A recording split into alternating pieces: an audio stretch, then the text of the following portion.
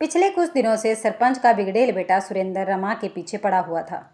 जब वह खेत पर जाती तब मुंडेर पर बैठकर उसे देखता रहता था। रमा को यह अच्छा लगता था और वह जानबूझकर अपने कपड़े इस तरह ढीले छोड़ देती थी जिससे उसके उभार दिखने लगते थे। लेकिन गांव और समाज की लाज के चलते वह उसे अनदेखा करती थी। सुरेंद्र को दीवाना करने के लिए इतना ही काफ़ी था।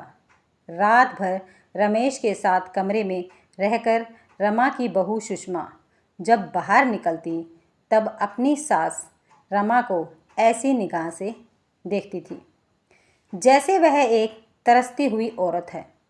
रमा विधवा थी। उसकी उम्र 40-42 साल की थी।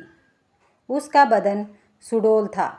कभी कभी उसके दिल में भी एक कसक सी उठ जाती थी कि किसी मर्द की मजबूत बाहें उसे जकड़ लें जिससे उसके बदन का अंग अंग चटक जाए।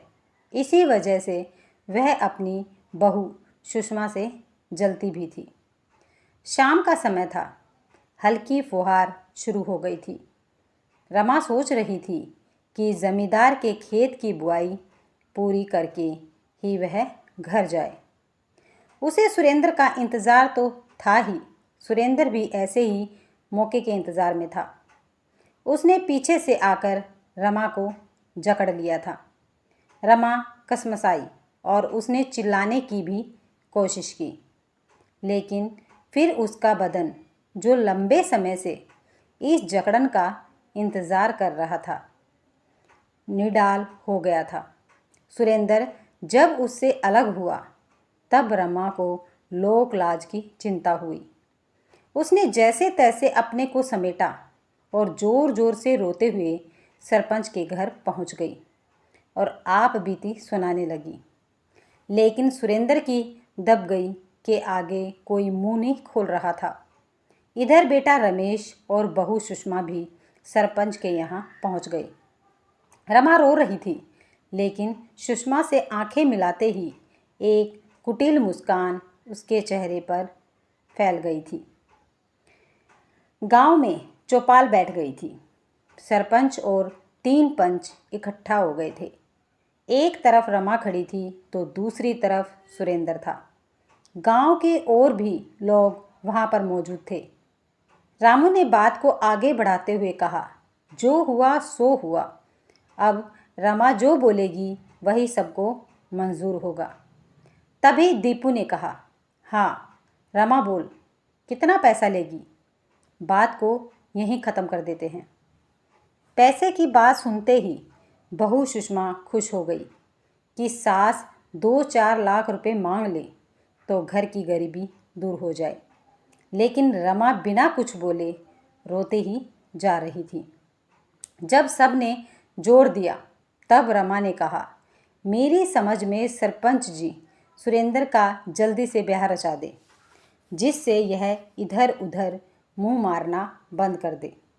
रमा की बात पर सहमत तो सभी थे, पर सुरेंद्र की हरकतों और बदनामी को देखते हुए भला कौन इसे अपनी बेटी देगा। इस बात पर सरपंच भी चुप हो गई। सुरेंद्र भी अब 45 साल के आसपास हो चला था, इसलिए चाहता था कि घरवाली मिल जाए तो जिंदगी सुकून से कट जाए। रामू ने कहा, रमा तुम्हारी बात सही है, लेकिन इसे कौन देगा अपनी बेटी? कांटा फंसता जा रहा था और चौपाल किसी नतीजे पर नहीं पहुंच पा रही थी। इसका सीधा मतलब होता कि सुरेंद्र को या तो गांव से निकाले जाने की सज़ा होती या उसके खिलाफ पुलिस में रिपोर्ट दर्ज हो जाती। मामले की गंभीरता को देखते हुए अब सुरेंद्र ने ही कहा, मैं यह मानता हूँ कि मुझसे गलती हो गई है और मैं शर्मिंदा भी हूँ। अगर रमा चाहे तो मैं इससे ब्याह करने को तैयार हूँ। रमा को तो मनमानी मुराद पूरी मिल गई थी, लेकिन तभी बहू सुषमा ने कहा, सरपंच जी यह कैसे हो सकता है? आपके बेटे की सज़ा मेरी सासू माँ क्यों भुगते? आप तो बस पैसा ले देकर मामले को सुलझाएं। तब दीपू ने कहा, हम रमा की बात सुनकर ही अपनी बात कहेंगे। रमा ने कहा, गांव की बात गांव में ही रहे, इसलिए मैं दिल से तो नहीं लेकिन गांव की खातिर सुरेंद्र का हाथ थामने को तैयार हो जाऊंगी। सरपंच और चौपाल ने चैन की सांस ली।